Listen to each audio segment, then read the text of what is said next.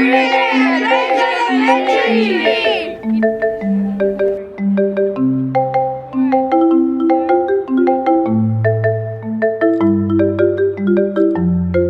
Day gives the opportunity for students to explore careers that they otherwise would never have considered.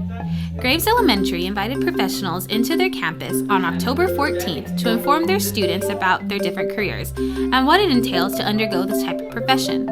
These community members volunteered their very own time from their very busy schedules to come and educate our students.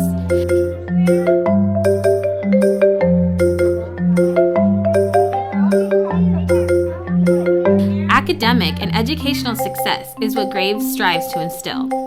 They had a variety of different professions, from law enforcement, medical, dance, education, and even communication careers. A plethora of opportunities for their students to seek out different ways to educate themselves. Thank you to all those that came out and participated in this educational event, and a special thanks to all the staff that put this together. Go Tigers!